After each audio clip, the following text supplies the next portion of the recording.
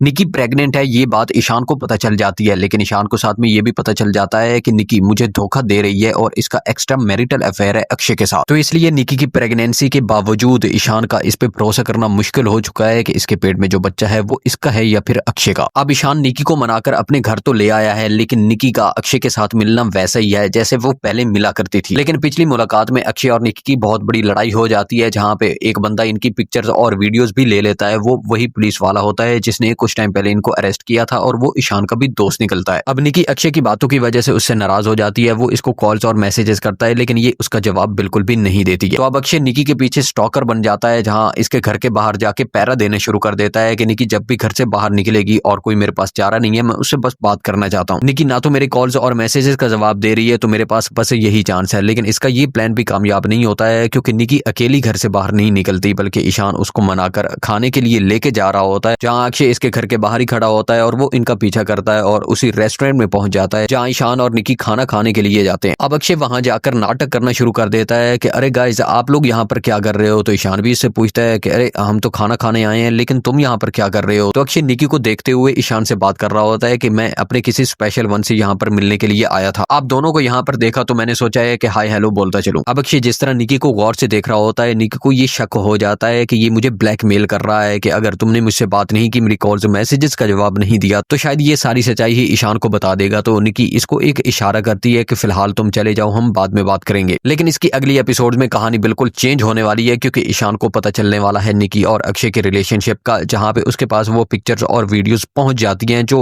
तीसरे बंदे ने, मतलब उस पुलिस ऑफिसर ने निकी और अक्षय से छुपकर बनाई थी। वो सारी वीडियोस ही और पिक्चर्स जो होती हैं वो ईशान को भेज देता है, और ईशान आके सबके सामने ही निकी से पूछता है कि आखिर तुम मुझे ये सब कब बताने वाली थी? अब यहाँ पर जो मेरी प्रेडिक्शन है, ईशान को ये नहीं पता चलने वाला है कि निकी और अक्षय का रिलेशनशिप चल रहा है, बल्कि उसको ये पता चलने वाला है कि निकी प्रेग्नेंट है। मतलब निकी और ईशान के आगे सैड मोमेंट्स हमको नहीं दिखाए जाने, बल्कि बहुत ही प्यारे और रोमांटिक मोमेंट्स दिखाए जाएंगे, क्योंकि ईशान को पता चलेगा कि निकी प्रेग्नेंट है। लेकिन उसको साथ में ये नहीं पता चलने वाला है कि निकी और अक्षय का रिलेशनशिप चल रहा है। तो ये एक हैप्पी मोमेंट वाली बात होगी, जहां पूरी फैमिली ही इसको सेलिब्रेट कर रही होगी। लेकिन फिर भी ईशान एक बार निकी से पूछेगा जरूर कि आखिर तुम प्रेग्नेंट हो, ये बात तुमने मुझसे छुपाई क्यों है? तो अब देखते हैं कि उस पुलिस ऑफिसर ने वो जो पिक्चर्स और वीडियोस ली हैं निकी और अक्षय की छुप छुप कर, वो ईशान को कब भेजता है। या फिर ये भी हो सकता है कि वो वही पुलिस वाला ना हो, बल्कि कोई एक अलग ही इंसान हो। क्या आपको लगता है वो रीमा है या फिर कोई और?